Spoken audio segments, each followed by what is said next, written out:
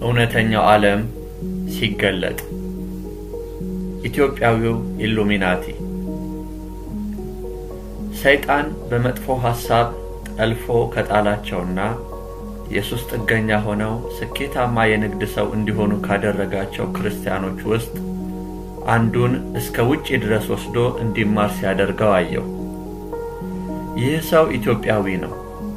ዓለም አቀፍ ከሆነው የኢሉሚናቲ ቡድን ውስጥ ቀላቅሎትም ሰይጣን አምላክ ነው የሚል የክህደት አስተምህሮት ካስተማረው በኋላ ቢሊየነር የሚሆንበትን እድል አመቻቸለት። ከዚያም ወደ ኢትዮጵያ ተመልሶ ታላቅ ባለሀብት ሆነ። ብዙ ድርጅቶችን በስሙና በቤተሰቡ ስም ከፈተ። የለየለት ከሃዲም ሆነ። አንድ ቀንም በዓለም ላይ ያሉ ሰይጣናዊ ቢሊየነሮችና ታዋቂ ዓለማችን ሰዎች ሰይጣን ባለበት ግልጽ ስብሰባ ላይ ሆነው ሰይጣን እንዲህ ይላቸው ጀመር። ማንም ሰው አንድ ጊዜ የዚህ መረብ አባል ከሆነ በኋላ ወደ እነዚያ ወደ እርሱ ተከታዮች ከተመለሰ በዓለም ላይ እርሱም ሆነ ዘሩ በማያቋርጥ ውርደት ይመታል፣ በበሽታና በሞት ይቀጣል እያለ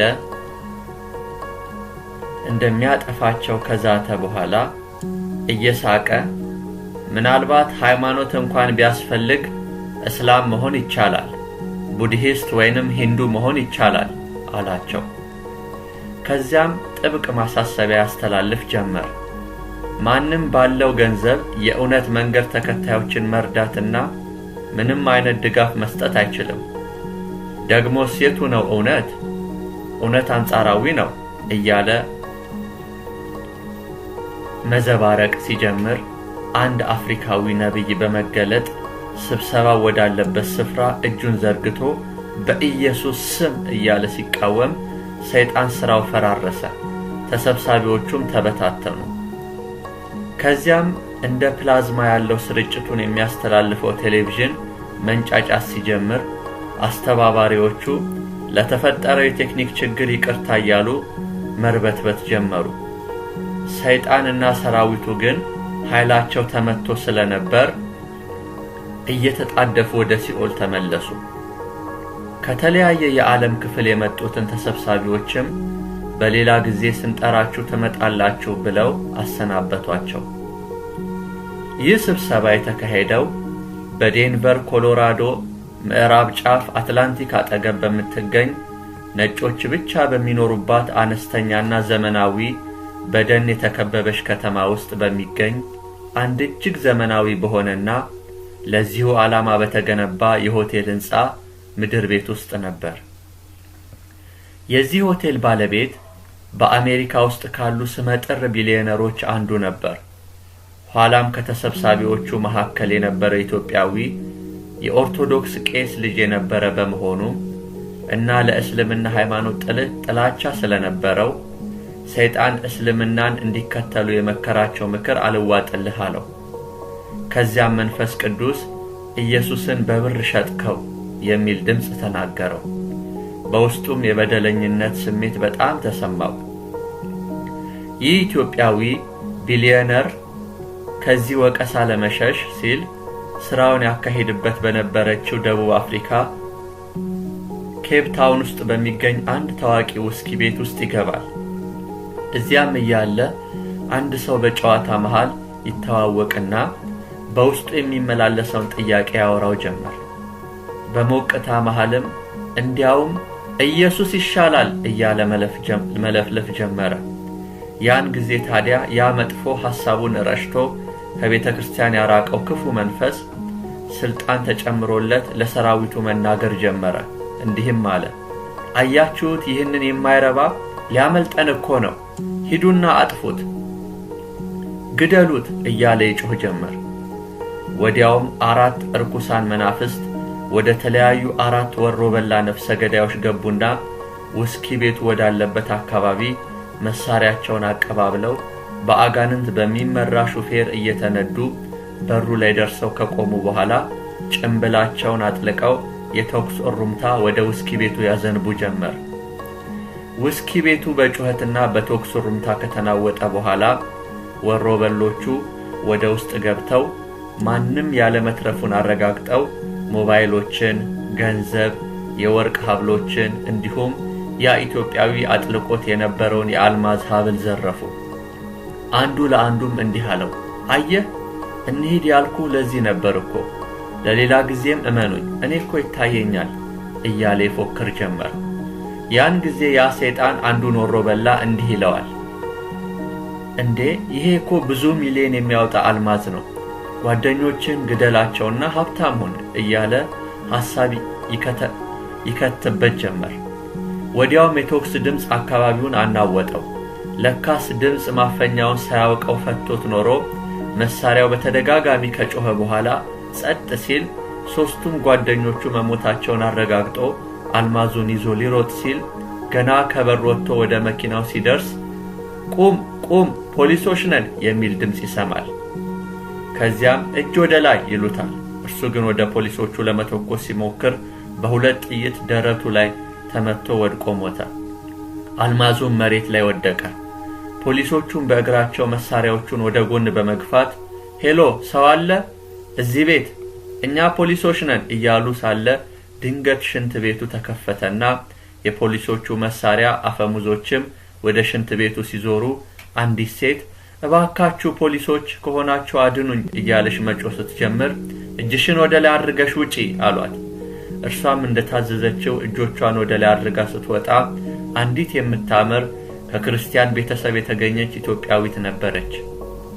ይህች ሴት ጌታን አጥብቃ የምትወድ ስትሆን ወደ ደቡብ አፍሪካ ከመጣሽ ገና 3 ወሯ ነው። እዚህ ውስኪ ቤት ውስጥ ከተቀጠረች ደግሞ ገና ወር ከ20 ቀኗ ነው። ይህችን ወጣት እዚህ ውስኪ ቤት ያስቀጠረቻት አንዲት ክርስቲያን እህት ነበረች። ሥራ ፈተሽ ከምትቀመጪ ለጊዜው በጽዳት ሰራተኝነት ማታ ማታ እንድትሰሪ በሚል ሰበብ ነው ያስቀጠረቻት። ውስኪ ቤቱን ባለቤትነቱ እድሜዋ ከ25 እስከ 30 ዓመት የሚገመት የደስደስ ያላት የአንዲት ኢትዮጵያዊት ሴት ነበር። ከዚያም ይህችን ወጣት ቤተክርስቲያን የተዋወቀቻት እህት ከባለ ውስኪ ቤቷ ኢትዮጵያዊት ጋር ታስተዋውቃታለች። ስለ ስራው ከተነጋገሩም በኋላ ከነገ ጀምሮ ስራውን መጀመር ትችያለሽ ትላታለች። ያቺ ከቤተክርስቲያን ወጥታ የማታውቅ መልከ መልካም ወጣት ግን ውስጧ እንደመሸበር አለባትና ስራው ከደንበኞች ጋር የሚያገናኝ ከሆነ ይቅርብኝ ትላታለች። ከዚያም ልታስቀጥራት ይዛት የመጣችው እህት እንዲህ አለቻት፣ ምን ነካሽ? አይዞሽ እስከ ጊዜው ነው። ደግሞ ባለቤቷም እኮ ክርስቲያን ነች። አስራት በመስጠት ቤተክርስቲያናችንን ቀጥ አድርጋ ይዛለች። እንዲያውም ባለፈው እንኳን አሳሰበኝ ብላ አንድ አዲስ ሳውንድ ሲስተም $5000 ነው የገዛችልን። እርሷም ሆነች አንቺ መጠጥ አትጠጡ ምን ቸገራችሁ እያለች በብዙ ማባበልና ማደፋፈር ነበር ስራ ያስጀመረቻት። ይህች ወጣት ይህንን ስራ ከጀመረች በኋላ ከአሰሪዋ ጋር ያላቸው መግባባት ጥሩ ስለነበር አንዳንድ ጊዜ አሰሪዋ ቤቱን ትታላት ትሄዳለች። ይህች ባለ ውስኪ ቤት ታዲያ ከወዳጆቿ ጋር እየተዝናናች ከተለያዩ ወንዶች ጋርም እየወጣች እንደ ቀድሞ ቤተክርስቲያን መመላለሷን አላቆመችም ነበር። ወጣቷ ግን በአሰሪዋ ባህሪ እጅግ ትበሳጭ ነበር። አልፎ አልፎም ልትነግራት ስትሞክር ሰው በተረዳበት ይመላለስ ነው የተባለው ትላትና የአፏን ሳትጨርስ ታስቆማት ነበር። ከዚህ ውጪ ግን ባለ ውስኪ ቤቷ ሴት ተቸገርኩ ላለ ኢትዮጵያዊ ሁሉ የምትረዳ ለቤተክርስቲያን በአግባቡ የምትሰጥ የተመሰከረላት ቅን ሴት ነበረች። ከመግባባታቸው የተነሳ ከወጣቷ ጋር አንድ ላይ መኖር ጀምረው ነበር። አደጋው በተከሰተበት በዚህ ዕለት ወደ ውስኪ ቤቱ ሲመጡ ይህች የጽዳት ሰራተኛ ለአሰሪዋ እኔ ዛሬ ቀፎኛል እያለች 10 ጊዜ ተነግራት ነበር። አሰሪዋም አይዞሽ ሰላም ነው እያለቻት ነበር ስራ ቦታቸው የደረሱት። ከደረሱ በኋላም ወጣቷ እንደተለመደው ቤቱን አጸዳዳች። በዕለቱ ትንሿ ውስኪ ቤት ያለ ወትሯ በሰዎች መጨናነቅ የጀመረችው በጊዜ ነበር። አስተናጋጇ በጊዜ ባለመግባቷ አሰሪዋ በጣም ተናዳ ይህች ስደተኛ ሴት እንድታስተናግድ ትለምናታለች። እርሷም እየደበራትም ቢሆን ከመቀራረባቸው የተነሳ እንዴት እምቢ እላታለሁ ብላ ማስተናገዱን ተያያዘችው። በኋላ ማስተናጋጇ ሰክራ ምሽት ላይ ትመጣለች። ከባለ ውስኪ ቤቷ ጋር ትንሽ ከተጨቃጨቁ በኋላ ስራዋን ትጀምራለች። የጽዳት ሰራተኛዋም የጽዳት ቁሳቁሷን ይዛና ልብሷን ለብሳ ወደ መጸዳጃ ቤቱ በመግባት ተጠቃሚዎቹ መጥተው እንዳስቸግሯት ከውስጥ በኩል በመቆለፍ እዚያ መጥፎ ጠረን ያለበት ቦታ ሆና ወደ ጌታ እባክህን ከዚህ ቦታ አውጣኝ እያለች ማልቀሷን ተያያዘችው። እባርክሻለሁ፣ ደቡብ አፍሪካ ሂጂ ያልከኝ ለዚህ ነው? አባ መተሽ የኔን ቤት ትሰሪያለሽ ያልከኝስ? በዚያ አንተን በሚፈራ ነብይ የተናገርከኝ እንዲህ አላልከኝም? አንቺን ባርኬ ይህን ባሪያዬን ከቤት ኪራይና የቤት ኪራይ እንኳን የመክፈል ከማይችልበት ሕይወት አወጣዋለሁ፣ በአንቺ የገንዘብ ድጋፍ እኔ የሰጠሁትን ራእይ እውን ያደርጋል ብለህ በባሪያ በኩል በራእይ የተናገርከኝ ሴት አለ። እኔ እኮ የውስኪ ቤት አገልጋይ፣ የሰካራም ትውከት ጠራጊና የሽንት ቤት ጽዳት ሰራተኛ ነኝ። የታል የተስፋ ቃል እያለች እንባዋን መንታ መንታ እየሆነ ይፈስ ጀመር። እዚያው ሽንት ቤቱ ውስጥ እያለች እንባዋን በሶፍት ከጠራረገች በኋላ ሞባይሏን አውጥታ አዲስ አበባ ለሚገኘው ለዚያ መልእክት ላመጣላት ነብይ ደወለችለት። ያን ጊዜም ያ ነብይ ብርቱ ጸሎት እያደረገላት እንዳለ እና ጠላት ሊያጠፋት ቆርጦ መነሳቱን ነገር ግን ሁሉ ለበጎ እንደሚቀየር ይነግራታል። እርሷም ስለ እርሱ እንደምታስብ ነግራው አንተ እኮ እንዲህ ያለ እውነተኛ ጸጋ ይዘህ እንዲህ በቅድስና ያገለገልክ ደሞዝ የለህ፣ እንዴት ነው እየኖርክ ያለኸው? የቤት ኪራይስ አልደረሰም ስትለው ያው 3 ቀን ነው የቀረው፣ አከራይዋ ደግሞ አንዲትም ቀን ካለፈባት የዋዛ አይደለችም፣ ውጣልኝ ነው የምትለኝ አላት። እርሷም እየሰማቸው እንባዋ በጉንጮቿ ላይ ይወርድ ነበር። 3 ወር ሙሉ እርሱን እንኳን መርዳት አለመቻሌ አሁን እኔ ምን እረባለሁ እያለች እርሱ እያወራስ ታስብና ታለቅስ ነበር። የመጀመሪያ ወር ደሞዟን ያኔ ስራ ፈታ በተቀመጠችበት ወቅት ላበደሯት ሰዎች በመመለስ ጨርሳው ነበር። የሁለተኛው ወር ደሞዝ ደግሞ ገና አልደረሰም፣ ምክንያቱም ገና 20 ቀን ነው የሰራችው። ከዚያም አንዳንድ ስራ ቦታ ከተዋወቀቻቸው ሰዎች የሚሰጧትን ብር ካጠራቀመችው በማግስቱ ጠዋት $100 እንደምትልክለት ትነግረዋለች። ይህ በእንዲህ እያለ ከውጭ ሲንኳኳ በልቻው ነገ ልክልሃለሁ፣ ነገ ልደውል፣ አሁን ወደ ሥራ ልግባ ብላ ስልኩን ዘግታ ማጸዳዳቷን እንደቀጠለች የጠረጴዛና የወንበር ጓጓታ አልፎ አልፎም ድው የሚል ድምፅና ጢው የሚል ድምፅ መስማት ስትጀምር እዚያው መጸዳጃ ቤት ውስጥ ሆና ሁኔታዎችን መከታተልና ወደ ጌታ መጸለይ ጀመረች። የሆነ ያልተለመደ ሁኔታ እንደተፈጠረ ገብቷታል። በኋላ ሙዚቃው ጸጥ ሲል የጥይት ተኩስ ድምፅ ሰማች። ልቧ ድው እያለች አድነኝ ኢየሱሴ እያለች ስትጮህ አንዱ ሰውዬ ከመጸዳጃ ቤቱ በራፍ አጠገብ ወለሉ ላይ ሲወድቅ ታወቃት። ከዚያም ደሙ በበሩ ስር አልፎ ወደ መጸዳጃ ቤቱ እንደ ውሃ ይፈስ ጀመር። ያኔ ታዲያ በኢየሱስ ስም ብላ ጮኻ ነበር። ነገር ግን እንደገና የተኩስ ድምፅ አካባቢውን ስለሞላው ማንም ድምጿን አልሰማትም እንጂ። ልክ ነብዩ ጠላል ሊያጠፋሽ ነበር፣ ነገር ግን እግዚአብሔር ጣልቃ ገባ ሲላት ወዲያው ነበር 2 ሰይፍ የታጠቁ መላእክት እርሷን ለመጠበቅ መጸዳጃ ቤቱ በር ላይ የቆሙት። ያ መጸዳጃ ቤቱ በር ላይ የወደቀው ሰው ከወንበዴዎቹ አንዱ መሆኑን ፖሊሶች ከመጡ በኋላ ስትወጣ ነበር ያየችው። በእጆቹ መሳሪያ ይዞ ነበር።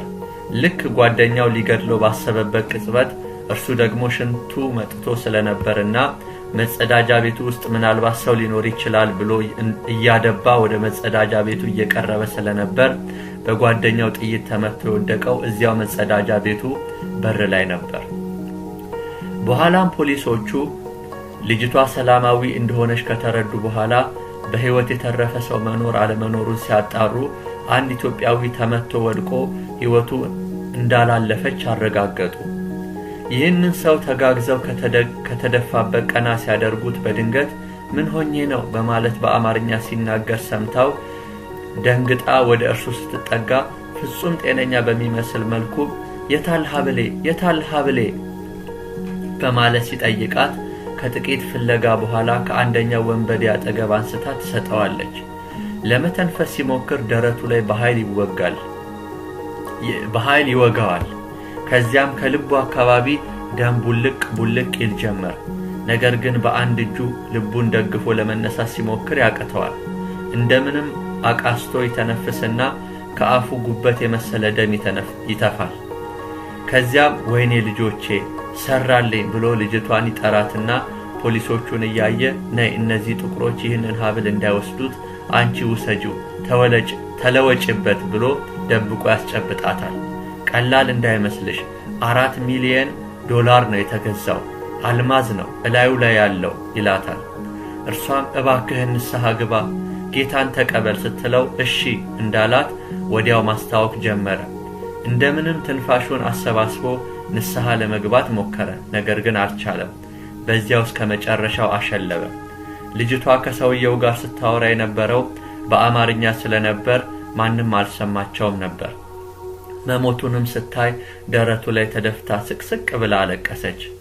አንድ ጥቁር ፖሊስ መጥቶ ማጅራቷን ይዞ ከአስከሬኑ ላይ አስነሳት። ይህቺ ስደተኛ ከአስከሬኑ ላይ ተነስታ ዙሪያዋን ስትቃኝ አሰሪዋም ባንኮኒው ላይ ተደፍታ አስተናጋጇም መሬት ላይ በጀርባዋ ተዘረራ እንዲሁም ሌሎች 4 የውጭ አገር ዜጎች በየመሬቱ ላይ ወድቀው ደማቸው ፈሶ ነበር። ወንበዴዎቹም በሙሉ ሞተው ነበር። ቀደም ሲል ከሟቹ ኢትዮጵያዊ ጋር ሲያወራ የነበረውና ኢትዮጵያ ውስጥ ብዙ ዓመት የቆየውና አማርኛ አቀላጥፎ የሚናገረው ሱዳናዊም በደረቱ ተነጥፎ ነበር። ሲያጨሰው የነበረው ሲጋራ መተርኮሻ ተገልብጦ አመድ በአመድ ሆኖ ነበር። ወዲያውም ወጣቷ ሰውየው የሰጣትን ሀብል በመደበቅ ወደ ሆስፒታል አስከሬን ጭኖ ለመውሰድ በመጣው አምቡላንስ ከተወሰደች በኋላ በማግስቱ በፖሊሶች አንዳንድ ጥያቄዎች ተጠይቃ አንድ ጓደኛዋ ወደ ቤቷ ወሰደቻት። ያ ኢትዮጵያዊ ገና ነፍሱ እንደወጣች ቀድሞ እርሱን እንዲዋጋ ስልጣን ተሰጥቶትና ተሸልሞ የነበረው ክፉ መንፈስ እየፎከረና እየሸለለ ሰውየውን እያሰቃየና እያስጮኸ ወደ ሲኦል ነበልባል ጨመረው። ከዚያም ጌታ እንሂድ ብሎኝ ሰውየው ወደ ተጣለበት ጉድጓድ ቀረብን። ገና ከመድረሱ ትሎችና እሳቱ ይወጫጭቁት ጀመር። ጌታን እያየ አድነኝ ጌታ ሆይ እያለ እጁን ያወራጭ ጀመር። እኔ እኮ ንስሐ ልገባ ነበር አቅቶኝ ነው፣ ልቤ ናት የቆመችብኝ፣ አሁን ንስሐ ልግባ እያለ መለፍለፉን ቀጠለ።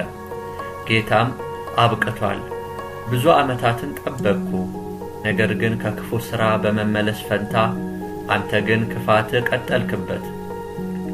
በጉብዝና ወራት ፈጣሪህን አስብ፣ ክፉ ናቸው የምትላቸው ቀኖች ሳይመጡ ተብሎ የተጻፈውን አንብበህ እንዲያውም አስተምረኸዋል። ነገር ግን እንድትኖረው ብዙ ዕድል ብሰጥህ አንተ ግን አልተጠቀምህበትም። ይልቁንም አጋንንትን አገለገልህበት። የዚህን ዓለም ንብረት በመሰብሰብ ጊዜን ሁሉ በመባተል ጨረሰው። በመጨረሻም ለዚህ በቃ። ታዲያ አሁን ለምን ትቆዝማለህ? የታል እስኪ ተከትሎ የመጣው በምድር የሰበሰበው ሀብት? የታሉ የገነባሃቸው ፎቆች? እስኪ ከቻሉ ይርዱ። ዋናውን ትተህ በሚያልፈው ነገር ላይ ዓይንህ ተሰክቶ በአጉል ተስፋ ምኞት ሞትን አጨድህ አለው። ከዚያም ጌታ ልጄ ብሎ ወደ እኔ ዞረና ንገራቸው ይሄ ቦታ እውነት እንደሆነ። አንዳንዶች ይህንን መጽሐፍ እንኳን እያነበቡ እንዳያምኑ ሐሳብ እየተዘራባቸው ነው። ሰይጣን ክፉ ነው። ክፉ ሐሳቡን በእውቀት ለውሶ ነው የሚያበላቸው። አጥብቃችሁ ልባችሁን ጠብቁ በልልኝ። የምታሰላስሉትን ከቃሌ ጋር አነጻጽሩት በላቸው። አሁን እንኳን ብዙዎች በሐሳብ ወደ ሞት እየተወሰዱ ነው። ሰው ሲሞት ሥጋው አፈር ውስጥ ነው የሚበሰብሰው። አሁን ደግሞ የሚቃጠለው ከየት የመጣ ነው? ትንሣኤ ሙታን ውሸት ነው ይላሉ። አንዳንዶች ይህንን መልእክቴን እንኳን እስከ ማቃለል ይደርሳሉ። ነገር ግን እውነቱ ይሄ ነው። ሰው በሥጋው ሲሞት ነፍሱ ተመሳሳይ የሆነ የማይሞት ሰማያዊ ሥጋ ዳግመኛ ትለብሳለች። ከዚያም እንደምታያቸው ያስባሉ። እንዲያውም ሁሉም የስሜት ሕዋሶቻቸው በ10 እጥፍ አድገው ነው የሚኖሩት። ይህንኑ በቃሌ ላይ ተመልከቱት ታገኙታላችሁ። ትንሣኤ ሙታን ባይኖርማ እኔም መውረድና ሰው መሆን፣ መቁሰል፣ መሰቃየት፣ መሰቀል፣ መሞትና መነሳት ከዚያም መመለስም ባላስፈለገኝ ነበር። ገነት እንገባለን ብለው ሰዎች ብዙ ሃይማኖትን ባልፈጠሩና ባልሳቱም ነበር። በሩ እኔ ነኝ፣ በእኔ በቀር ሌላ መግቢያ የለም ብዬ በተደጋጋሚ ተናግሬያለሁ። ማንም የራሱ ጽድቅ ወደ መንግሥተ ሰማያት አያስገባውም አለኝ። እውነተኛው ዓለም ሲገለጥ። ታዋቂው ኢትዮጵያዊ ዳንኪረኛ። አሁንም ጉዟችን በሲኦል ውስጥ ቀጥሏል። ለቅሶና ዋይታ ከየቦታው ይሰማናል። የሰው ልጆች የሲቃ ድምፅ አካባቢውን ሞልቶታል። ከዚያም ወደ አንድ ጉድጓድ ቀረብን። በዚያም ጉድጓድ ውስጥ ጌታ ታዋቂውን ኢትዮጵያዊ ሙዚቀኛ ከብዙ ግብረ አበሮቹ ጋር በእሳት እየነደደ አሳየኝ። ይህንን አወከው? በደሜ ላይ የቀለደ በሕይወት ዘመኑ 3 ጊዜ አንተን ተቀበልኩ ብሎ ነገር ግን አንደበቱንና ልቡን ለሰይጣን መጠቀሚያ መሳሪያ ሽጦ ብዙ የኢትዮጵያ ሰዎች እንዲስቱ ምክንያት መሆኑ ሳያንስ በዘመኑ ሁሉ በየጠንቋይ ቤቱ ሲዞር ኖሮ የንስሐ ዕድል ተከልክሎ በድንገት ልቡ በመቆሟ ለሞት በቃ። ለዚህ ነው እዚህ ሲኦል ውስጥ እግሩ እንደተቆረጠ የሚሰቃየው አለኝ።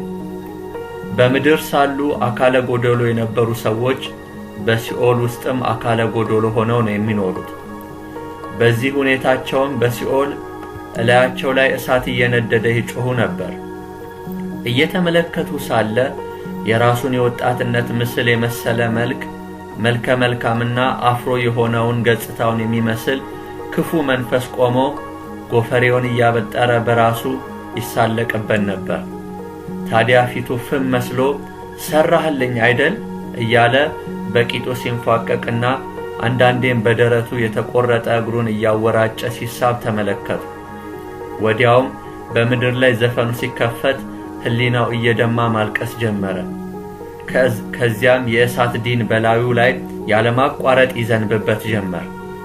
ብዙ ታዋቂ የሆኑ የኢትዮጵያና የሌሎች አገራት ዘፋኞችንም በዚህ ስፍራ በእሳት እየተቃጠሉ ተመልክቻለሁ። ከዚያም እንዲህ አለ፣ ምን ነው ከነሙሉ አካሌ በሞትኩ፣ ለምን እግሬን አስቆረጡኝ እያለ ማባሪያ በሌለው ጸሎት እርግማን ማውረዱን ተያያዘው። ቀጥሎም እንዲህ በማለት ይናገር ጀመር፣ አንተም አትቀራት ትመጣለህ፣ አንተም እንደ እኔ ሆነ ነው ተቆራርጠ የምትመጣው እያለ በክፉ ናፍቆት እግሩን ያስቆረጠውን ሰው መምጣት ተመኘ። ታዲያ በዚያ በሲኦል ያሉ ብዙ ነፍሳት በመደገፍ ሕይወት በሌለው ማግጠጥ ጥርሳቸውን አሳዩ። ታዲያ በዚያ በሲኦል ያሉ ብዙ ነፍሳት በመደገፍ ሕይወት በሌለው ማግጠጥ ጥርሳቸውን አሳዩ። ሲኦል ራሷ የዚህን ሰው መምጣት ናፍቃ መቅበጥበጥ ጀመረች። ያኔ ታዲያ አንድ በአገራችን አለ የተባለ ባለሀብትን በምድር በዊልቸር ላይ ሆኖ ተመለከትሁት። እጅግ ምስኪን ሆኖ የሚያድነውን ፍለጋ አይኖቹ አላፊ አግዳሚው ላይ ይንከራተታሉ። አንደበቱ ተዘግቶ ነበርና ፍላጎቱን እንኳን በአግባቡ መናገር በማይችልበት ደረጃ ላይ ነበር። የሕይወትን መንገድ የሚናገሩ የጌታን ወንጌል የያዙ ሁሉ እያዩት ያልፉ ነበር። በዓለም ላይ ባለ የሕክምና ማዕከል ሁሉ እየዞረ ቢታከምም ፈጽሞ መዳን አልተቻለውም ነበር። ልጄ ይህንን ሰው አየኸው አለኝ ጌታም። አዎ አውቀዋለሁ እኮ አልኩት። ጌታም ይህ ሰው በዓለም ላይ ያሉ እርኩሰቶች ሁሉ አልቀሩትም። በዚያ ላይ ትልልቅ ምሽት ቤቶች እንዲከፈቱ ለሰይጣን በገንዘቡ አገልግሏል። እርሱ ፈጽሞ ከሃዲ ነው፣ ሃይማኖት የለውም፣ ግን ዘንዶዎችን በተለያዩ አገሮች ይቀልባል። በዓለም ላይና በአገሪቱ ካሉ ታዋቂ ዘፋኞች ጋር ይዘሙታል። በአዲስ አበባ ውስጥ 4 ግልጽ ወሲብ የሚደረግባቸው ጭፈራ ቤቶች በእርሱ የገንዘብ ድጋፍ በአማካሪዎቹና ደላሎቹ አማካኝነት ተከፍተዋል። በእነዚህም ጭፈራ ቤቶች በቪአይፒ ክፍሎች ውስጥ በግልጽ ወንድ ለወንድ እንዲሁም ሴት ለሴት ሲገናኝ በአካል ተገኝቶ ያያል። ይህንንም ደግሞ የሚያደርጉት ታዋቂ የሆኑ ሞዴሎች እንዲሁም በአማካሪዎቹ ይመለመላሉ። ይህንንም ደግሞ የሚያደርጉት ታዋቂ የሆኑ ሞዴሎች እንዲሆኑ በአማካሪዎቹ ይመለመላሉ። ለግብረ ሰዶማውያንም ቢሮ የሚሆን ስፍራ በከተማይቱ አለ በሚባል ሆቴል ውስጥ በመስጠት ድጋፍ በማድረግ ግብረ ሶዶማዊነትን በአገሪቱ ውስጥ በማስፋፋት ላይ ይገኛል። በእንደዚህ አይነቱ ፕሮግራም ላይ ለመገኘት ብዙ ሴትና ወንድ ሞዴሎች መማለጃ እስከ መስጠት የሚደርስ ደጅ ጥናት ማድረግ ይጠበቅባቸዋል። አብዛኛዎቹ የከተማዋ ሞዴሎች የገቢ ምንጫቸው እንደዚህ ካሉ እርኩሰቶች በመሆኑ እጅግ የተንቆጠቆጡ መኪኖች ይነዳሉ፣ ዘመናዊ አልባሳትን ይለብሳሉ። ምክንያቱም ይህ ሰው ወደ ጭፈራ ቤቶቹ ከገባ ለእያንዳንዱ ሰው የማይታመኑ ብዙ ብሮችን ይሰጣል። ይህ ክፉ ስነ ምግባርም በምድሪቱ ላይ እንዲበዛ ምክንያት የሆነው እርሱ ነው። ትልልቅ ባለስልጣኖችን በመያዝ ምድሪቱ እንድትባረክ ትልልቅ ባለስልጣኖችን በመያዝ ምድሪቱ እንዳትባረክ ብዙዎችን ሲበዘብዝ ነው የኖረው። በከተማ ውስጥ የሚገኙ ጥሩ ቦታዎችን ከመንግስት በመውሰድ ሳያለማ ይልቁንም ገንዘቡን በውጪ ባንኮች ነው የሚያስቀምጠው ብሎ ጌታ በቁጣና በንዴት ተሞልቶ ወደ ምድር ሲመለከተው ሰውየው መንምኖ ልክ በእሳት እንደሟሸሸ ፌስታል ሆኖ በቤተሰቦቹ ተገልሎ ዊልቸር ላይ ተቀምጦ ዝንቦችና ትንኞች በአፉና በአፍንጫው ሲገቡና ሲወጡ አየው። በመንገድ ዳር ሞቶ 2 እና 3 ቀን እንደቆየ አስከሬን ከዚህ ሰው የሚወጣው በመንገድ ዳር ሞቶ 2 እና 3 ቀን እንደቆየ አስከሬን ከዚህ ሰው የሚወጣው መጥፎ ሽታ አካባቢውን መጥፎ ጠረን አላብሶት ሰዎች ወደ እርሱ መቅረብ እስከማይችሉ ድረስ ሆኖ ነበር። እውነተኛው ዓለም ሲገለጥ የአስቆሮቱ ይሁዳ። ወደ ሌላኛው ክፍል ስናልፍ የአስቆሮቱ ይሁዳን እንዲሁ በሚንዠዋዠው ጥላ መሳይ ምጣድ ላይ ተጥዶ ጭሱ ከእርሱ እስኪወጣ ከስር የሚንቦገቦግ አፍላል ከላይ ደግሞ የእሳተ ገሞራ አይነት ፍም በላዩ ላይ ይወርድበት ነበር። ጌታን ሲያየው እሪታውን ለቀቀው። ከዚያም መሲሁ በቃኝ፣ ተቀጣው፣ እባክህ ራራልኝ፣ በእነዚያ ንጹሕ ፍቅር በተሞሉ አይኖችህ እየኝ እባክህ፣ ልለምንህ፣ አሁን በቃ ተቀጥቻለሁ እያለ ሳለ ጌታ ብሩህ ፊቱ ላይ ሐዘን ሲያጠላበት ተመለከቱ። እንባ በግንጮቹ እየወረዱ በናፍቆት ዓይን ያነባ ጀመር። ድምፁንም አውጥቶ ስቅስቅ ብሎ አለቀሰ እና እባካችሁ በሚጠፋው ገንዘብ ነፍሳችሁን ለማትገዙበት ንጹሕ የሆነውን ፍቅሬን አትለውጡት ብሎ ወደ ይሁዳ እያየ ይህ ሰው ከተከተሉኝ ሁሉ ይልቅ እወደውና እንከባከበው ነበር፣ በጠላት ወጥመድ እንዳይገባም አሳስበው ነበር። ነገር ግን ከእኔ ፍቅር ይልቅ የገንዘብ ፍቅር ሲያይልበት ስመለከት ሁሉ መጨረሻው እየታየኝ አለቅስለት ነበር። በመክረውም ምክሬን ሁሉ ችላ ብሎ ላይ ጠቅሞ ሸጠኝ። ያም ሳያንሰው የሆዱን በሆዱ አድርጎ ገዳዮቼን መርቶ አምጥቶ ሮጦ መጥቶ እንደ ጥንቱ አንገቴ ላይ ተጠምጥሞ ጉንጬን ሳመኝ። ግን እስኪያስበው ያሳደግከው፣ የምትወደው፣ ያስተማርኸው፣ ከእጅህ የበላ የሞት ድግስ ደግሶልህ ለመግደያ ምልክት አድርጎ የውሸት ፍቅሩን የውሸት መሳም ቢስምህ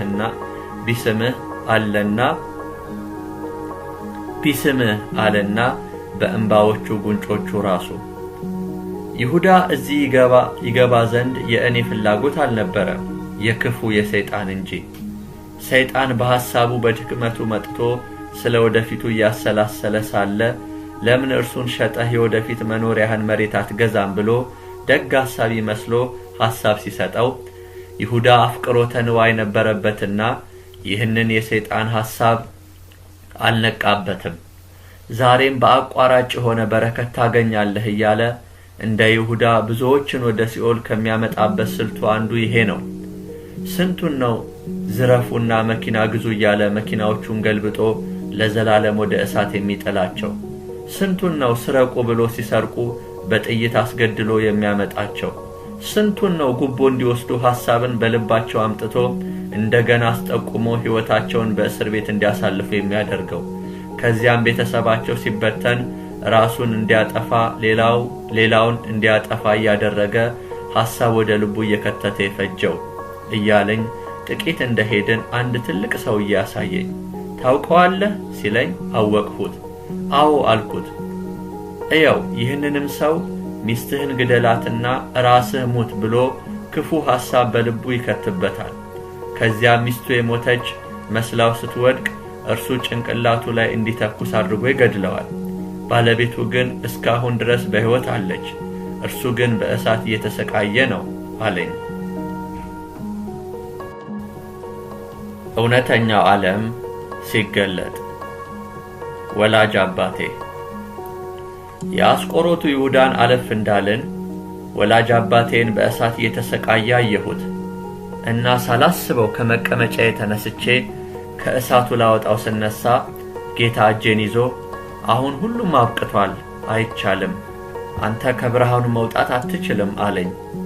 አባቴም ጌታ ሆይ እባክህ ማረኝ እያለ ሲጮህ ድምፁን ስሰማ መቋቋም አቅቶኝ ስቅስቅ ብዬ ሳለቅስ አስቹ ተቃጠልኩ እኮ ይበቃኛል፣ አሁን ገብቶኛል፣ አሁን ጌታዬ ንጉሴ አድርጌ እቀበለዋለሁ ብሎ ሲጠይቀኝ ጌታ እግር ላይ ተደፍቼ እባክህ አባቴን አድንልኝ እያልኩ መማጸኔን ቀጠልኩ።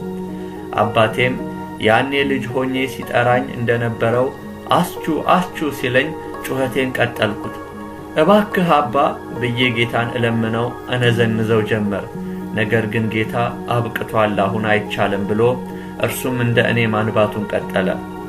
ከዚያም ሂድ ያልዳኑትን እናትህንና ወንድምህ እህቶችህን እርግጡን ንገራቸውና ወደዚህ ስፍራ እንዳይመጡ እኔን የሕይወታቸው ቤዛና አዳኝ አድርገው እንዲቀበሉኝ ንገራቸው። የአባትህ ጉዳይ ያበቃ ነው። እስከ መጨረሻ የሕይወቱ እስትንፋስ መውጫ ድረስ ወደ ልቡ ልገባ ባስጠይቀውም እምቢ፣ የአባቴንና የእናቴን እምነት አልለቅም ብሎ ነው ለዚህ የበቃው። አሁን ሁሉም አብቅቷል ሲለኝ እኔ ደግሞ አላስችል ብሎኝ ወደ ኋላ ዞሬ ሳየው እጁን ወደ እኔ ዘርግቶ እባክህ ልጄ ትተኸኝ አትሂድ እያለ አየሁት። ስቅስቅ ብዬ አለቀስኩ። ከዚያም ለራሴ ቃል ገባሁ። ወዳጅ ዘመዶቼና ወንድም እህቶቼ ወደዚህ ስፍራ እንዳይመጡ በእንባ መጸለይ እንዳለብኝ እውነቱንም መንገር እንዳለብኝ ተረዳሁ። ስንሄድም ጌታ እንዳለው እኔ ራሴ እስከ መጨረሻው ድረስ ወደ ጌታ እንዲመጣ ብለምነውም እምቢ ብሎኝ እንደነበር አስተዋልኩ። ከዚያም እየተጓዝን ስለ ቤተ ዘመዶቼ ጌታን እባክህ ወንድም እህቶቼ፣ እናቴ፣ ዘመዶቼ ሁሉ ወደዚህ ስፍራ እንዳይመጡብኝ እለምንሃለሁ ብዬ ስለው ማንም እዚህ ስፍራ ይመጣ ዘንድ የእኔም የአባቴም ፍቃድ አይደለም፣ ነገር ግን ሰው በገዛ ፍላጎቱ ነው በምርጫው ምክንያት ወደዚህ የሚመጣው አለኝ። እንዲህም አለኝ፣ ለምኑ ይሰጣችኋል፣ ፈልጉ ታገኙማላችሁ፣ መዝጊያን አንኳኩ ይከፈትላችኋል። እናንተ ደካሞች ሸክም የከበደባችሁ ወደ እኔ ኑ፣ እኔም አሳርፋችኋለሁ። ቀንበሬን በላያችሁ ተሸከሙ፣ ከእኔም ተማሩ፣ እኔ የዋህ በልቤም ትሑት ነኝና ለነፍሳችሁም ዕረፍትን ታገኛላችሁ። እውነት እውነት እላችኋለሁ፣ እመኑኝ፣ ቃሌን የሚጠብቅ ለዘላለም ሞትን አያይም። እኔ መንገድም ሕይወትም እውነትም ነኝ። በእኔ በቀር ወደ አብ የሚመጣ የለም። እኔ የዓለም ብርሃን ነኝ። የሚከተለኝም የሕይወት ብርሃን ይሆንለታል እንጂ በጨለማ አይመላለስም። እኔ አዳኝ እንደሆንኩኝ ባታምኑ በኀጢአታችሁ ትሞታላችሁ ብለህ ንገራቸው አለኝ። እንዲህም አለኝ፣ እናንተ በመጽሐፍት የዘላለም ሕይወት እንዳላችሁ ይመስላችኋል። ስለዚህም እነርሱን ትመረምራላችሁ። እነርሱ ግን ስለ እኔ የሚመሰክሩ ናቸው። ነገር ግን ሕይወት እንዲሆንላችሁ ከዚህ ከክፉ ስፍራ እንድትድኑ ወደ እኔ ተመለሱ። የሚያምንብኝን ቢሞት እንኳን ሕያው አደርገዋለሁ። እባካችሁ የሰው ልጆች ሆይ ዛሬም ድምፄን ስሙ። ከሚመጣው ቁጣ በእኔ በማመን ትረፉ፣ አምልጡ በላቸው አለኝ። እውነተኛው ዓለም ሲገለጥ። የሰይጣን ጉባኤ። ወደ አንድ ጥልቅ እየበረርን ስንሄድ ሳለ ርኩሳን መናፍስት እጅግ አስቀያሚ ትዕይንት እርስ በእርሳቸው እያሳዩ ሁሉም በሚባል ደረጃ እግዚአብሔርን እና ኢየሱስን የሚሳደብ ጽሑፍ በግንባራቸው ተጽፎ ነበር። ከዚያም ወደ አንድ አዳራሽ ስንደርስ ሰይጣን እንደ ሰብሳቢ ሆኖ ከሰው አጽም በተሠራ ወንበርና ጠረጴዛ ላይ ተቀምጦ ለርኩሳን መናፍስቱ ንግግር እያደረገ ነበር። እንዲህም ይል ነበር፣ ጊዜው በጣም አልቋል፣ ጊዜያችን ሊያበቃ ነው እያለ በአንድ በሰው አጥንት ወደ ተሰራ ሰዓት እየጠቆመ ምን ትጠብቃላችሁ? ሂዱ አጥፉ፣ ባገኛችሁት አጋጣሚ ሁሉ የሰው ልጆችን አሰቃዩ እያለ ሳለ 6 በርኩሰት የተሞሉ ግዙፍ ርኩሳን መናፍስት የሆነ አሽንክታብ አይነት ነገር ተሸክመው መጡ። ሁሉም ላይ የየአህጉሩ ስም ተጽፎበት ነበር። ከየስሙም ጋር አብሮ የሰይጣን ስትራቴጂክ ዕቅድ በአጭሩ ተጽፎ ነበር። ሰይጣን የተጻፈውን ዕቅድ አየና ከት ብሎ ከሳቀ በኋላ እናንተ ደግሞ አይገባችሁም እንዴ? ባለፈው እንደዚያ ተዋክተን ተሸንፈን ለየአህጉሩ ከሰማይ የተላከው በረከት ደርሶ በእጃቸው ገብቷል እኮ። ይልቅ አምጡትና ስትራቴጂክ ዕቅዱን እናስተካክለው ብሎ ከሲኦል ላብራቶሪ በተለያዩ በምድር በሚዞሩ እርኩሳን መናፍስት የቀረቡ ጥናቶች በስነ ስርዓት እንዲገመገሙ በማድረግ ሪፖርት እንዲቀርቡለት አደረገ። ከዚያም አንድ ግድግዳ ላይ እጁን ሲዘረጋ በምድር ላይ እያንዳንዱን ሰው እንዴት እርኩሳን መናፍስቱ እንደሚዋጉ ይከታተል ጀመር። እያንዳንዱን እርኩስ መንፈስ ለተመደበለት ሰው የሥራ ዕቅድ ነድፎና ግብ አስቀምጦ ነው የሚዋጋው። እያንዳንዱ እርኩስ መንፈስ ለተመደበለት ሰው የሥራ ዕቅድ ነድፎና ግብ አስቀምጦ ነው የሚዋጋው። ልክ እንደ ሂሳብ ፎርሙላ አዘጋጅቶ አነስተኛ ማስታወሻ ይዞ የሕክምና ዶክተር ታማሚውን በሚከታተልበት መልክ አንድ ክፉ መንፈስ ለአንድ ሰው ተመድቦ ነው የሚንቀሳቀሰው። ከትንሽ እስከ ትልቅ፣ ከተማረ ሰው እስከ ተራ ሰው ድረስ ሁሉም ሰው ለእርሱ የተመደበ እርኩስ መንፈስ ይከታተለዋል። እነዚህ እርኩሳን መናፍስት አንዳንድ ጊዜ የሚቀያየሩ ሲሆን ይህንን በሚያደርጉ ሰዓት ስለሚከታተሉት ሰው መረጃ ይለዋወጣሉ፣ ሪፖርት ይደራረጋሉ። በመቀጠልም ሰይጣን ሌላኛው ግድግዳ ላይ በስክሪን ውስጥ ራቁታቸውን የሚጨፍሩ ሴት መሳይ መናፍስትን እጅግ ወሲብ ቀስቃሽ የሆነ ዳንስ ሲደንሱ ማሳየት ጀመረ። ይህንን ጊዜ ሰይጣን እጅግ ተደስቶ እነዚህን መናፍስት ወደ እርሱ ጠርቶ ብዙ ኃይል አስታጠቃቸው። እነዚህ ሴት መሰል መናፍስት በኋላም በየአውቶቡስ ጣቢያው፣ በየአየር ማረፊያዎች፣ በወደቦችና በባቡር ጣቢያዎች ቆመው ልክ ከትራንስፖርት የሚወርዱ ሰዎችን አሁን እኮ አንተን የሚያውቅ ሰው የለም፣ ከአንዷ ቆንጆ ጋር ዝሙት አድርግ፣ ጠጣ እያሉ ፓስተሮችንና አገልጋዮችን ሳይቀር እንዲያስቱ ተልከው የግብረ ሰዶምና የዝሙት እንዲሁም የመጠጥና የጫት መንፈስን እንዲያሰራጩ በኃይል ተሞሉ። በነገራችን ላይ እነዚህ ሴት መሰል እርኩሳን መናፍስት በሥጋ እንደ ሰው መገለጥ ይችላሉ። እኔና ጌታ ከእርኩሳን መናፍስቱ ጀርባ ለመድረኩ ትይዩ ሆነን ነበር ሁኔታውን የምንመለከተው። ሆኖም ግን እኛ እናያቸዋለን እንጂ እነርሱ እኛን ማየት አይችሉም ነበር። ከዚያ በኋላ ደግሞ ወንድና ሴት የምድራችን ዲዛይነሮች ዲዛይን ስለሚያደርጉት ሰይጣናዊ አልባሳት በጥልቁ ስልጠና ተሰጣቸው፣ ኃይልም ተሞሉ። አልባሳቱ ዲዛይን የሚደረጉትም ለወንድም ሆነ ለሴት ወሲብ ቀስቃሽ እንዲሆኑ ታስቦ ነው። ሌሎች መናፍስቶች ደግሞ በሴቶች አእምሮ ላይ ሆነው ራቁታቸውን ለመሄድ እስኪመኙ ድረስ የሚገፋፏቸው ሆነው ኃይል ተቀበሉ። ተቀናጅተውም የጌታን ተከታዮች ኢላማ እንዲያደርጉ ተነገራቸው።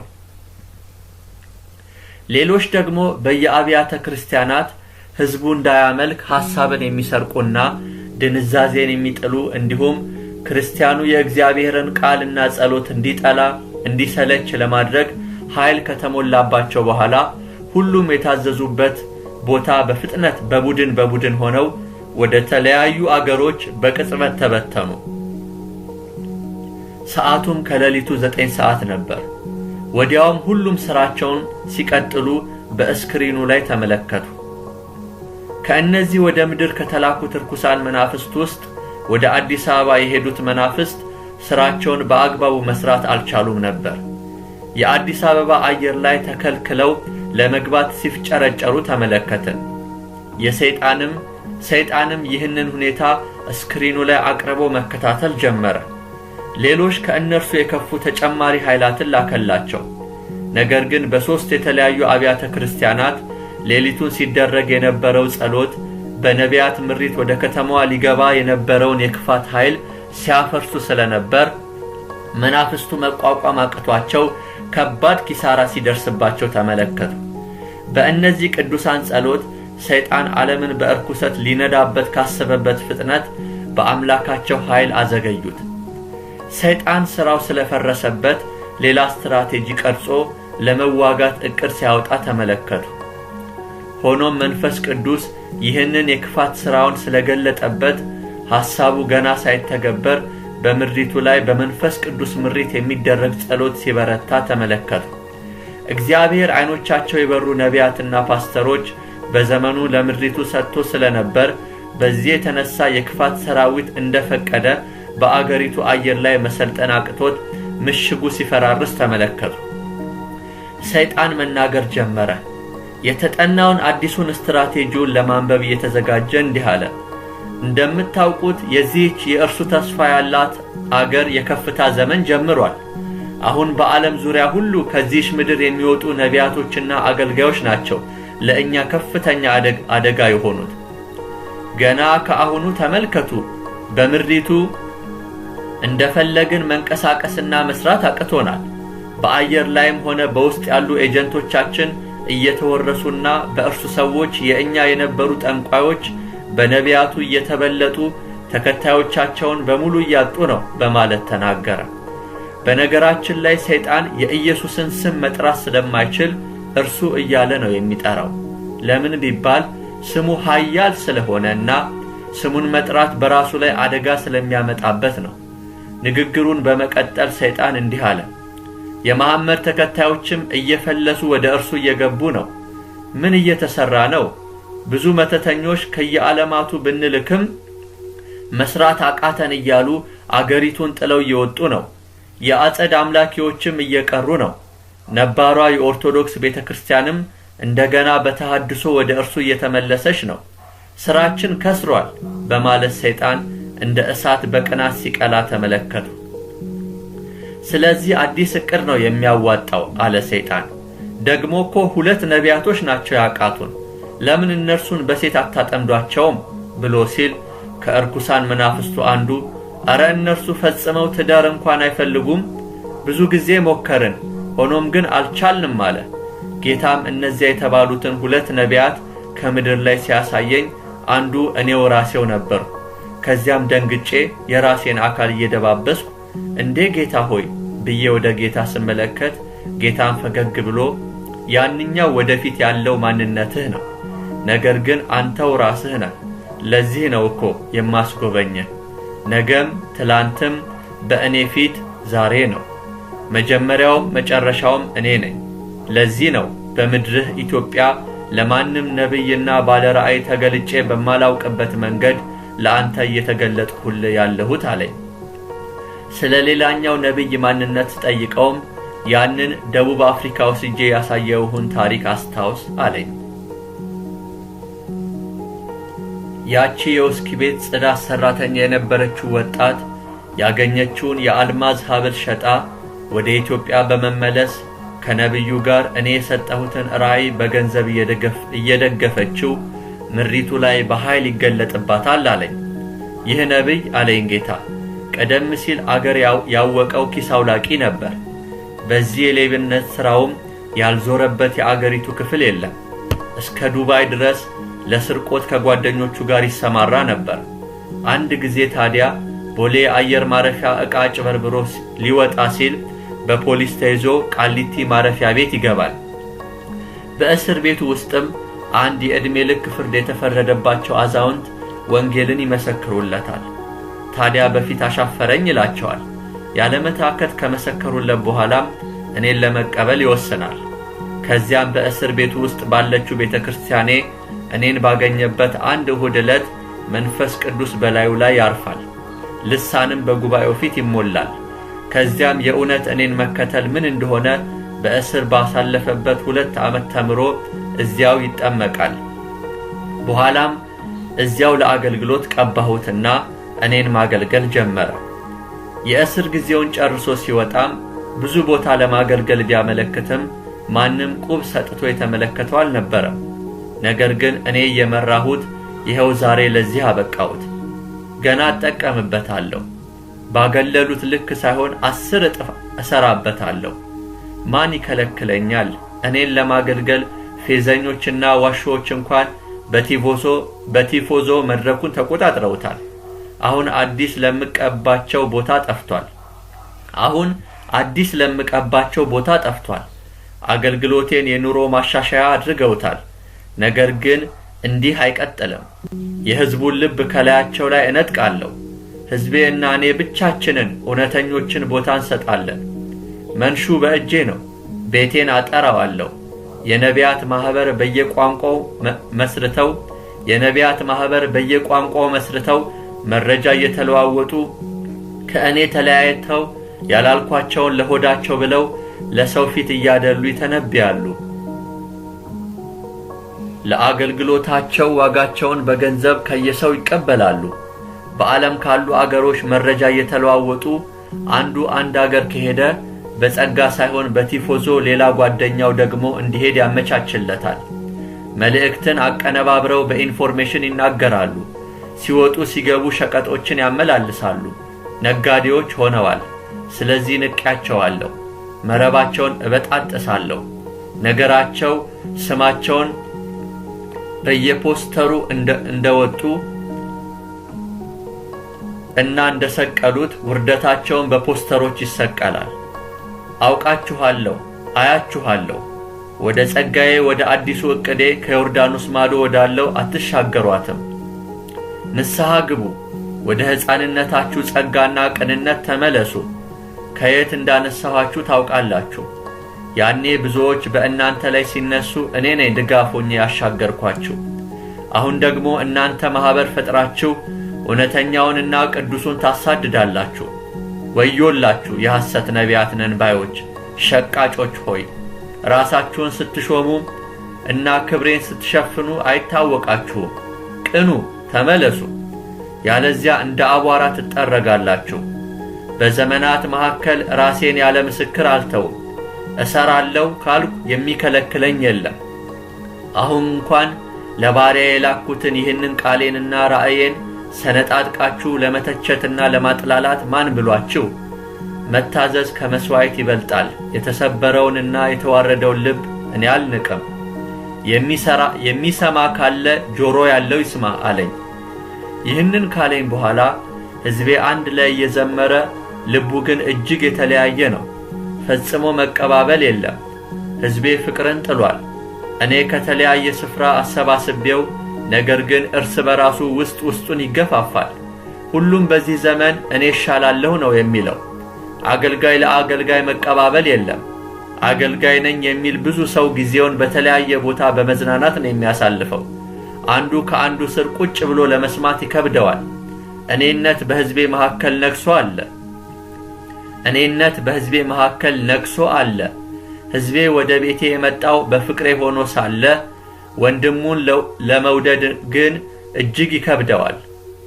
ሕዝቤ ወደ ቤቴ የመጣው በፍቅሬ ሆኖ ሳለ ወንድሙን ለመውደድ ግን እጅግ ይከብደዋል። ማንም ትንቢት ቢኖረው ያለውን በሙሉ እንኳን ለድሆች ቢለግስ፣ በልሳን ቢናገር፣ ወሩን ሙሉ በጾም ቢያሳልፍ፣ ፍቅር ግን ከሌለው ከንቱ ነው። ድካሙንና ልፋቱን በተነ ማለት ነው። ለመሪዎች እንዲህ በላቸው፣ ሕዝቡን እርስ በእርሱ የሚያስተሳስሩ የቤት ለቤት ፕሮግራሞችን አብዙ።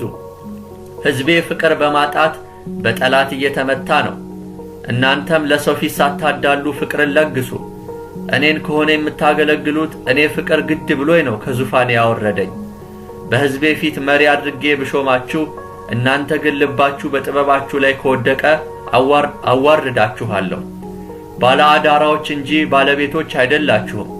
በዝና ታንቃችሁ ብትጾሙ፣ ብትጸልዩ፣ ብትሰብኩ፣ ብትተነብዩ፣ ብትሰጡ፣ ለሁሉም ሰው የሚሆን ፍቅር ከሌላችሁ ልንገራችሁ፣ ከንቱ ናችሁ። ይህንን እያወቃችሁም አንታዘዝም ብትሉ አዋርዳችኋለሁ። በአደባባይ ገመናችሁን እገልጣለሁ። ይህ ትምህርት ከእኔ አይደለምና ቅኑ፣ በፍቅሬ ኑሩ። በቤቴ የእኔ ምሳሌዎች ናችሁ። ገርነታችሁ ለሰው ሁሉ ይታወቅ።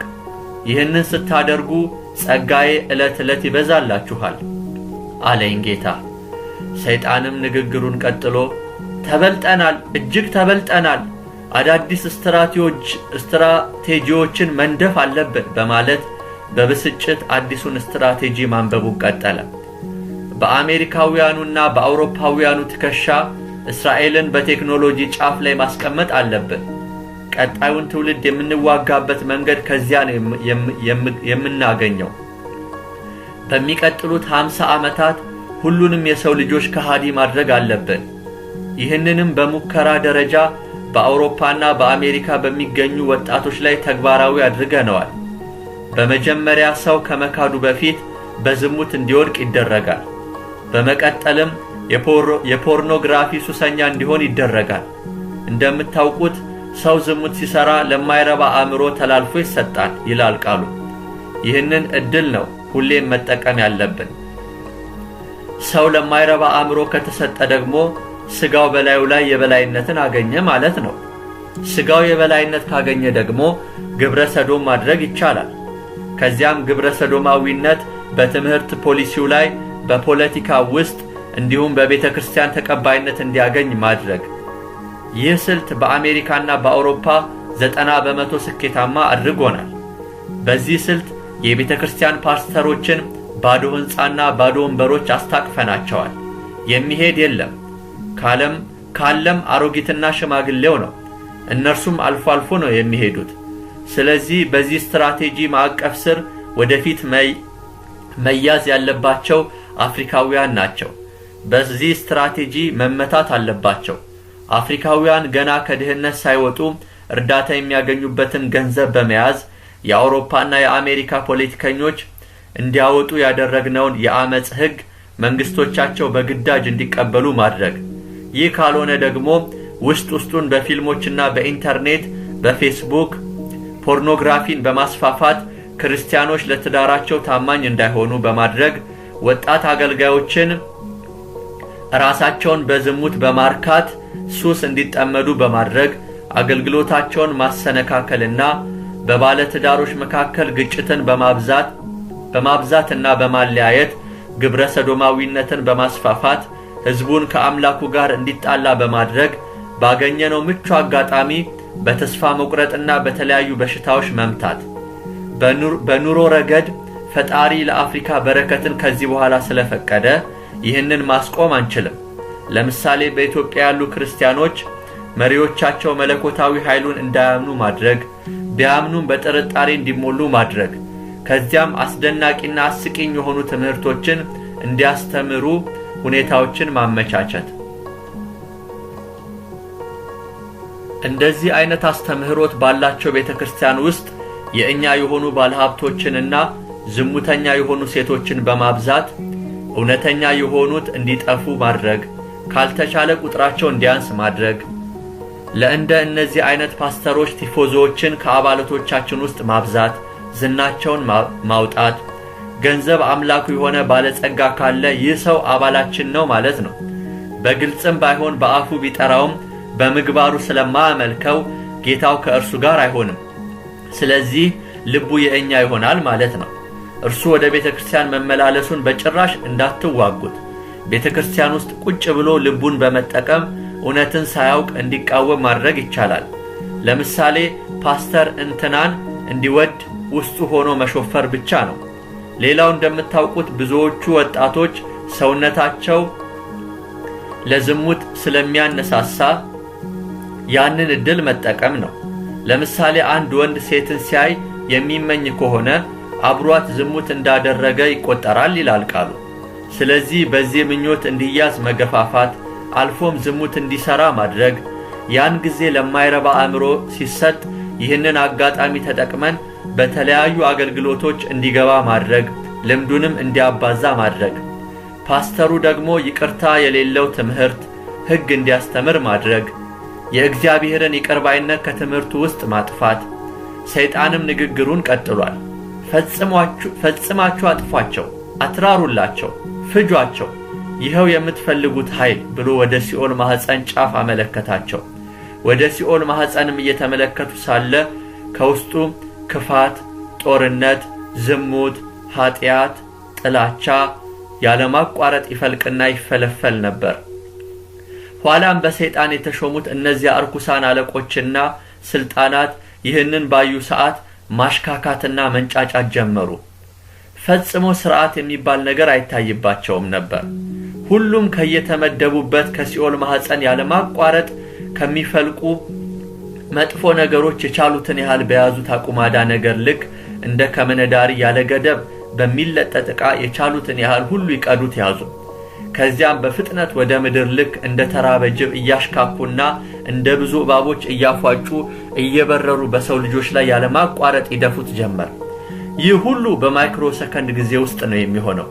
የሰው ልጆችን ለመቆጣጠር የሚደፉት ነገር ከሰው ወደ ሰው የመተላለፍ አቅሙ እጅግ ፈጣን በመሆኑም እየተመለከትን ዓለምን ሁሉ እርኩሰት ሞላት።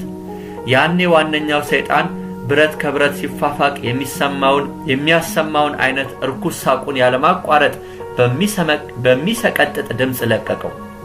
ወዲያውም ድምፁ የሲኦልን ሙሉ አካል ሞላው። በዚህ ሰዓት በሲኦል ያሉ የሰው ልጆች ነፍሶች የነበሩበት ስቃይ በ10 እጥፍ ተጨመረባቸው። ሁሉም ታውከው በእሳት ባህር ሰጥመው በዝምታ ተዋጡ። ጥርስ ማፋጨት ብቻ ይሰማን ጀመር። ከዚያም ለቅጽበት ያ ዝምታ በጩኸት በልቅሶና በሐዘን ተተካ። እባቦች በየጉድጓዳቸው ይርመሰመሱ ጀመር።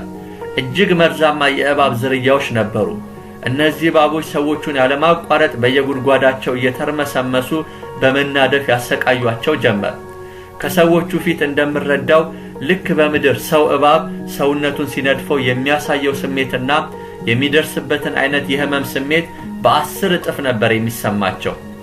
በመቀጠልም ሰይጣን ሳቁን በፍጥነት አቁሞ ፊቱ በዘላለም ሐዘን ተመታ። ወዲያውም በአመጽ ተሞልቶ መተበትና እግዚአብሔርን በመሳደብ ብዙ ያልተገቡ ወራዳ ነገሮችን ማድረጉን ቀጠለ። ያኔ ታዲያ በሲኦል ያሉ ሁሉ በአመጽ እንደተሞሉ እነርሱም በፈጣሪያቸው ላይ ከፍተኛ ተቃውሞና ስድብን በጫጫታ ያሰሙ ጀመር።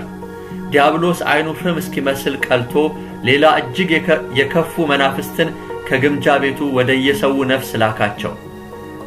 መናፍስቱም በጸጸትና በኃጢአት በሚል መጋዝ አይነት ቢላዋ ሰውን ሁሉ በቁሙ ቆዳውን ይገፉት ጀመር። ስጋቸውንም እየተለተሉ ይበሉት ያዙ። ከአጥንታቸውም ላይ ስጋቸውን ከጨረሱ በኋላ አጥንታቸውን ወደ እሳት ባህር ሲጨምሩት ስጋቸው ደግሞ ይተካ ነበር። ነገር ግን ስጋቸው እንደገና በእሳት ተከድኖ ልክ እንደ ተቀቀለ ሆኖ ከአጥንታቸው ላይ ይቦጫጨቅ ነበር። ምድር ላይ ስጋችን በመርፌ ሲወጋ እንኳን የሚሰማንን የህመም ስሜት አሰብኩና አያማቸውም ይሆን ብዬ አሰብኩ። ጌታ ግን ልጄ ህመሙ እንዲያውም ከምድር 10 እጥፍ ነው፣ በጣም ይሰማቸዋል አለኝ። ሰይጣን በሰው ልጆች ስቃይ ሲሳለቅ አይቶት ጌታ እጅግ ስቅስቅ ብሎ አለቀሰ። እኔም እጅግ ሆድ ብሶኝ ማልቀሴን ቀጠልኩ። ከዚያም ጌታ ልጄ ሲኦል እውን ነው፣ ለሰው ልጆች እባካችሁን ወደዚህ አስቀያሚ ስፍራ አትምጡ፣ በእኔ በማመን ነፍሳችሁን አትርፉ። እኔ እኮ በልቤ ትሑትና የዋህ ነኝ፣ እወዳችኋለሁ። ነፍሴን እኮ ለእናንተ ቤዛ አድርጌ ሰጥቻለሁ። ዕዳችሁ በሙሉ ተከፍሏል፣ ተፈጽሟል። እኔ የሟቹን ሞት አልወድም እና ወደ እኔ ኑ፣ በሕይወት ኑሩ እያለ እጅግ ርኅራኄ በተሞሉ ዓይኖቹና በፍቅር ፊቱ እንባ በጉንጮቹ እየወረደ 2 እጆቹን ዘርግቶ በመማጸን ለሰው ልጆች ሁሉ ይህን መልእክቱን እንዳደርስለት እጄን በመያዝ አደራ አለኝ። ከዚያም ወደ ትዕይንቱ ስንመለከት በሰው ልጆች አጽም በተሰራ ወንበር ላይ ሰይጣን ተቀምጦ በዋንጫ የሰው ደም እየጠጣ በደም ሰክሮ በሲኦልና በምድር በሰው ልጆች ስቃይ እየተዝናና ነበር። ከሲኦል ማህፀንም ክፋት ቀርተው ከሄዱት መናፍስት መካከል ጦርነትን የቀዳው የክፋት አለቃ በሰራዊቶቹ ታጅቦ በአገር መሪዎችና በተማሩ ሰዎች ላይ ደፋባቸው። ከዚህ በኋላም እርስ በእርሳቸው አለመግባባት ፈጠሩ። ሁሉም በየፊናቸው በልባቸው ትዕቢት ሞላባቸው። እርስ በእርስ እንዲናናቁ መንፈስ ሞልቶባቸው አገሮች ከአገሮች ጦርነት እንዲጀምሩ አደረገ። በየሁለቱም በኩል ብዙ ሰዎች እየሞቱ ወደ ሲኦል ሲወሰዱ አየው። ይህም ከአዝመራው ብዙ ምርት ወደ ጎተራ እንዳስገባ ገበሬ ሰይጣንን ሲያኩራራው ተመለከቱ። ሌላው ደግሞ ሲኦል በምትገኝበት ምድር ውስጥ ልክ እንደ ሰው እግሮቿን እጆቿንና አንገቷን በራሱ በዲያብሎስ እርዳታ ለማንቀሳቀስ ስትሞክር በምድር ባሉ ሰዎች ላይ የምድር መናወጥ ሆኖ እጅግ ብዙ ሕዝብ ሲያልቅ ተመለከቱ። ሰይጣን በተለያየ ወቅት ሆን ብሎ ይህንን ያደርግ ነበር። ይህ ደግሞ ሌላው ውጤታማ አዝመራው ነበር። እየተመለከትነውም ራሱ ሰይጣን ከሲኦል ወጥቶ በአየሩ ላይ ይበርና የተለያዩ አውሎ ንፋሳትን ያስነሳ ነበር። አንዳንዴም ደመናዎችን ወደ አንድ ቦታ ከአየሩ ላይ በመሰብሰብ በዝናብና በአውሎ ንፋስ ሰውን በጅምላ ለመጨረስ ይፈጥን ነበር። በአጠቃላይ በየቀኑ ያጋጠመውን ምቹ ሁኔታ ሁሉ ተጠቅሞ ሰዎችን ወደ ሲኦል ለመውሰድ ይጣደፍ ነበር። ይህ ሁሉ ክፋቱ ግን ብዙ ጊዜ አይሳካለትም ነበር።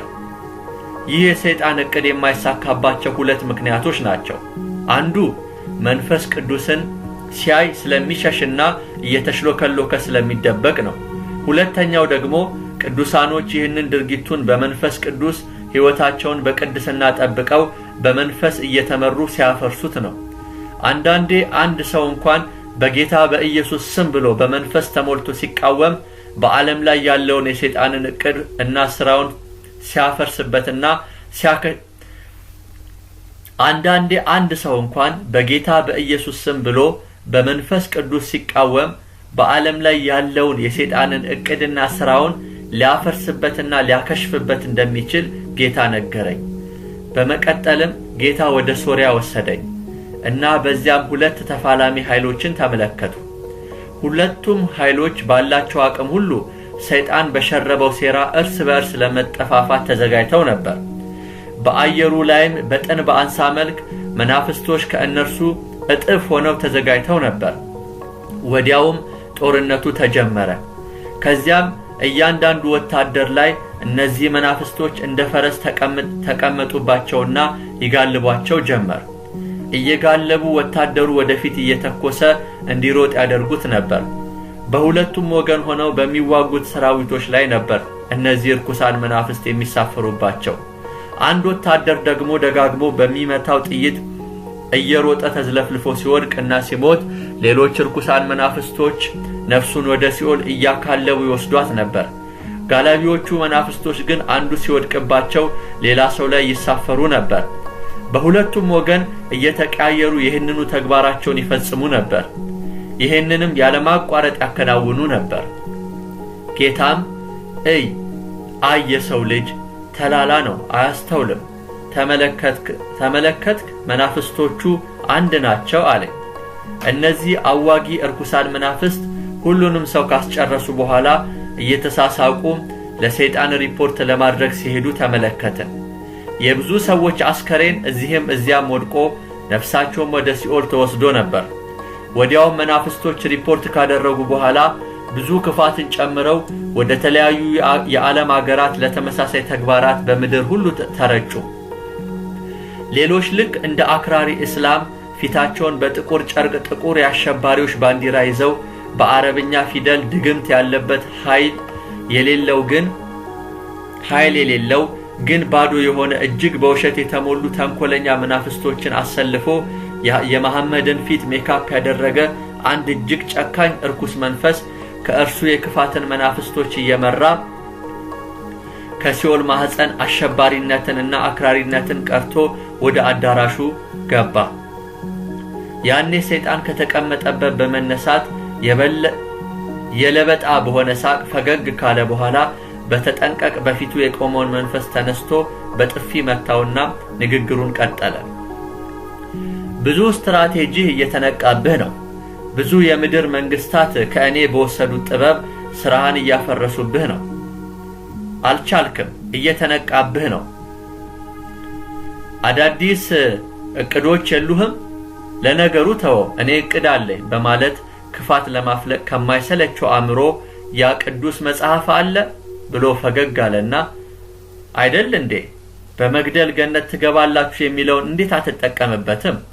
ከእርሱ ተከታዮች ጋር አብረው ተከታዮችህ እንዳይኖሩ፣ እንዲገድሏቸው፣ እንዲዘርፏቸው፣ እንዲያዋርዷቸው፣ በጅምላ ሰዎችን እንዲፈጁና እንዲያሸብሩ፣ ከዚያም ዓለምን ከእርሱ ተከታዮች እንዲያጸዷት፣ ከዚያም እኔ ብቻ ንጉሥ ሆኜ በኢየሩሳሌም የሚመለክበትን ጊዜ ማምጣት ተስኖሃል። ስለዚህ አሁን ሂድና የአንተን ተከታዮች የሀብት ምንጫቸውን ዝጋ፣ እርስ በእርሳቸውም እንዲተላለቁ አድርግ። በክርስቲያን የአፍሪካ አገሮች ላይ ሽብርን አከናውን። አሁን ያንተ ዕቅድ አልተሳካም። ተከታዮችን አጥፍቶ ጠፊ አድርጋቸው። በተመረጡ ታላላቅ የገበያ ቦታዎች፣ የአውቶቡስ ማቆሚያዎች፣ ቤተክርስቲያኖች ወዘተ ባላደጉ አገሮች ደግሞ በገንዘብ በማታለል በማስለብ ሰራተኞችን ከክርስቲያን አገሮች በመውሰድ ልጆች እንዲወልዱ በማድረግ እንደ ከዚህ ቀደሙ ተከታዮች ብዙ ሰው እንዲወልዱ አድርግ። ሰለጠነን የሚሉትን ተከታዮችን አጥፋ፣ አትራራ። ወደ ስልጣኔ እንዳይገቡ ከልክል። ፍርሃትን እና ሽብርን በምድር ነዋሪዎች ላይ ንዛ ብሎ እጅግ ካሰቃየው በኋላ አበሳጭቶት ከብዙ በጀቶች ጋር ወደ ምድር ላከው። ያ ክፉ እርኩስ የእስልምና መንፈስም አላሁ አክበር እያለ ሲጮህ ተከታዮቹም አብረውት ይጮሁ ጀመር። ታዲያ ጌታም እንዲህ አለኝ፣ አላህ ማለት ሰይጣን በመሐመድ ዘመን በመካከለኛው ምስራቅ የፀሐይና የጨረቃ አምላክ ነኝ ብሎ ይሰራበት የነበረ ስም ነው። ስለዚህ ተከታዮቼ ፈጽመው ይህን ስም ለእግዚአብሔር መጠሪያነት እንዳይጠቀሙበት አስታውቃቸው፣ አስጠንቅቃቸው አለኝ። እነዚያ መናፍስቶች እጅግ የተሳለ ካራ ይዘው ወደ ሕዝቡ ገቡ። አብዛኛዎቹ ወደ ሙስሊም አገራቱ ነበር የሄዱት። ሄደውም እንደ ስልጣን ተዋረዳቸው በየሰው ላይ ከንጉስ እስከ ተራው ሰው ድረስ ተቀመጡባቸውና እንደ መኪና ይሾፍሯቸው ጀመር። ከዚያም እርስ በእርስ እንዳይስማሙ በማድረግ የማጥፋት ተልእኳቸውን ይፈጽሙ ጀመር። ያ መንፈስም ወደ ተለያዩ አገሮች አጥፍቶ ጠፊዎችን እያሰለጠነ ይልክ ነበር። ለአንዳንዶቹ እኔ የአላህ ነብይ መሐመድ ነኝ እያለ እየተገለጠ ሕይወታችሁን እንኳን መስዋዕት ብታደርጉ በገነት እኔ እቀበላችኋለሁ እያለ ራሱን ልክ የእግዚአብሔር የቅርብ አማካሪ አድርጎ በተዘዋዋሪ ሰይጣንን ማስመለኩን ቀጠለ። ወደ አውሮፓና አፍሪካ እንዲሁም ወደ ተለያዩ የዓለም አገራት በመካ መዲና በመቀመጥ አጥፍቶ ጠፊዎችን ይልክ ጀመር። ወደየ አገራቱ የሄዱት አጥፍቶ ጠፊዎች ሁሉ ግን አይሳካላቸውም ነበር። በብርቱ የሚጸልዩ ክርስቲያኖች ባሉበት ቦታ ስራቸው ሲከሽፍና ምስጢራቸው ሲጋለጥ መለከት ነበር። ግማሹም ሲያዙና ሲያብዱ ሁሉ አይ ነበር። በዚህ አጋጣሚ ክርስቲያኖች ሰይጣን የሚሰራባቸው ስትራቴጂዎችን እየጠቀሳችሁ በመቃወም በትጸልዩ ጨለማ የሆነ ስራውን ማፍረስ ትችላላችሁ። ቀጥሎም ሌላ እጅግ ክፋትና ተንኮል የተሞሉ የሞት አደጋዎችን የሚያቀነባብር እርኩስ መንፈስ መጣ። እርሱም ከሲኦል ማህፀን በተመሳሳይ አደጋና ድንገታዊ ክፋት የሚለውን ቀርቶ ወጣ። ይህ ክፉ መንፈስ በባህር ላይ የሚንቀሳቀሱና በምድር በመኪና የሚሄዱ ሰዎችን በማሳት በጅምላ ደም በማፍሰስ የታወቀ መንፈስ ነበር። እርሱም በተመሳሳይ ሰይጣናዊ ኃይልና ስልጣን ከተሰጠው በኋላ በክፋት ተሞልቶ ሰዎችን በጅምላ ለመጨረስ ያለ ርህራሄ ከሰራዊቱ ጋር አብሮ ወደ ምድር የተለያዩ የዓለም አገራት ተሰራጨ። በተለያዩ ስትራቴጂዎች የተገለጡት እነዚህ እርኩሳን መናፍስቶች ሁሉ ለዓላማቸው እየተረዳዱ ተናበውና ተመጋግበው በጥንቃቄ ነበር የሚሰሩት።